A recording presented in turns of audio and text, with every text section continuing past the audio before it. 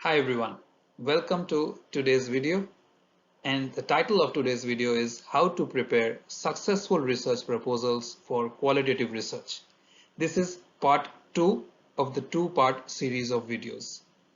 I hope you have watched part 1. If not, then the link to the video is in the description section below. Please make sure you watch that before you watch this video. In part 1, I discussed the first 6 key aspects of what is required to prepare a successful proposal, and in part 2, that is today's video, I will discuss the remaining 7 key aspects. Before I start, I must repeat the 3 assumptions that I made before giving you the key aspects for successful research proposal.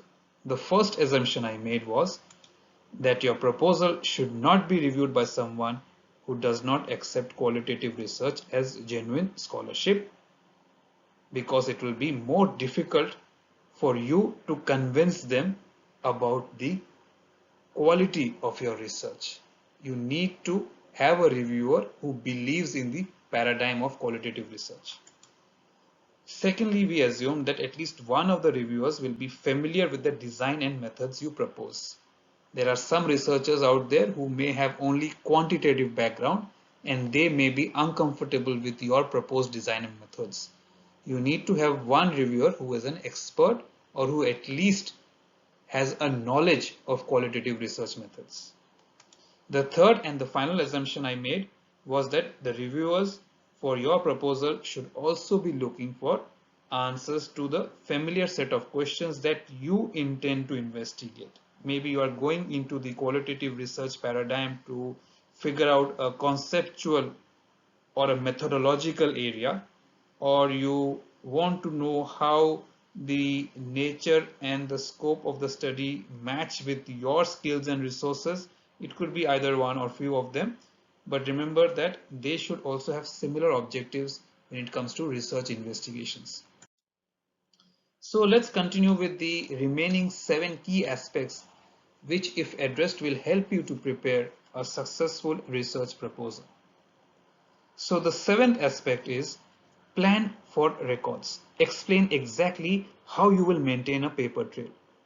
For example, if you propose to use some form of category system for analysis of the transcripts, how and when will you record the exact source of each category?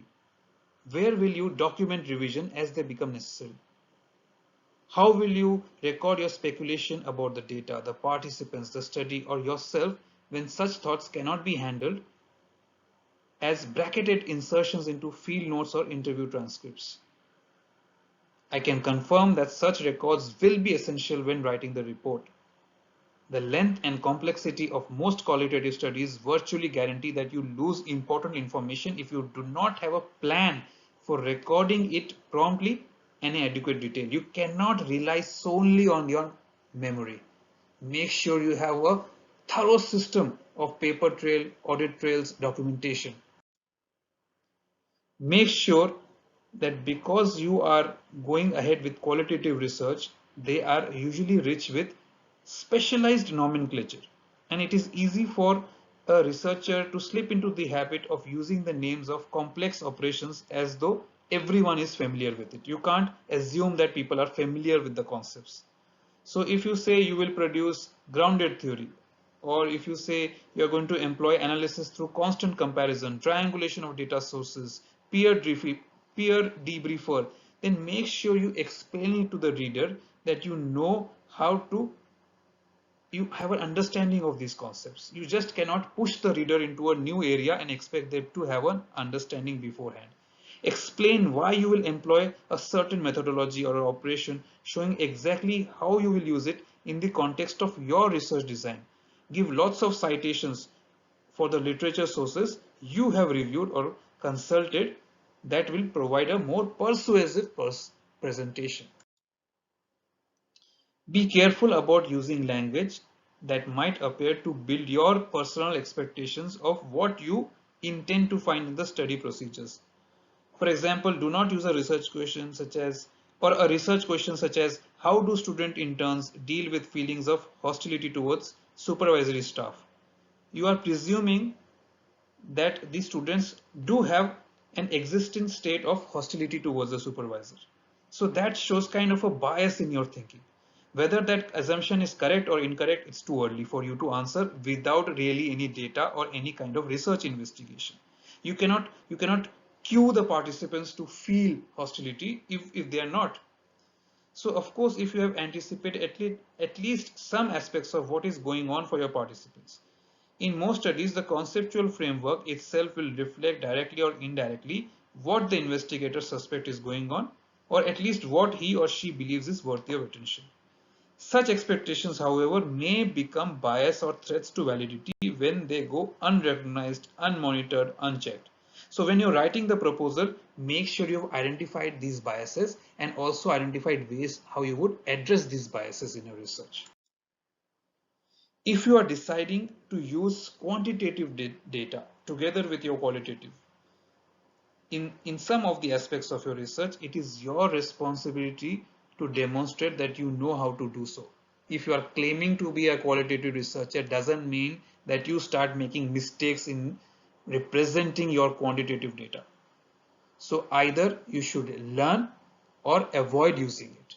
But if you do, make sure you learn to not only present but explain the quantitative data for simple understanding. Think through the procedures for entry to and exit from your research context and make those plans absolutely clear and explicit in the proposal. Negotiating conditions for your presence and departure can be delicate matters that may have ethical as well as practical consequences. So do not go into a qualitative research without a plan, because you will face situations which you do not anticipate. If you plan ahead, you will be ready to face those situations and be able to address them when the time comes. And this is what you have to demonstrate also in the research proposal to convince your examiners, to convince your reviewers that you are coming with a strong background of knowledge and you kind of anticipate what you are going to face. Be careful when you write about the generalizability, that is application to population outside your study. So if you are collecting data about nurses, be careful whether you can generalize it to airplane pilots or other medical staff. So if you are writing about the generalizability of your conclusion in ways that match the proposed procedures for selecting participants. So absent random sampling, claims to acquisition of valid knowledge about other groups almost always is inappropriate. Careful and thorough description of the context and participants can make it possible to challenge readers of your report with the later question, why would these conclusions not apply in another context? That, however, is not the same as attempting to generalize your findings to another setting. So unless you have solid proof that findings of your research can be generalizable, do not claim to do so in your proposal at least.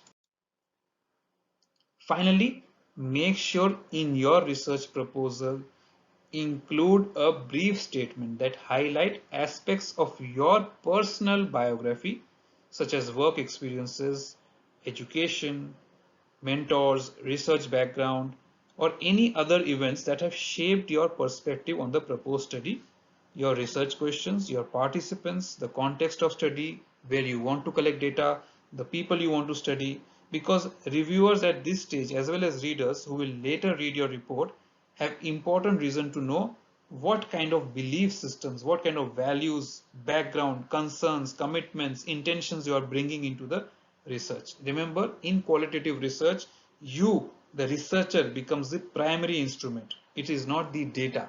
So your beliefs, your backgrounds, and why you are doing this research form an important context of your study. So guys, I will stop the video now. I like to keep my videos short so that they are not boring and too long. Let me know what you thought about this video. Make sure you watch both the videos and let me know your feedback and comments. Thank you for watching, and I'll see you soon with my next video. Bye for now.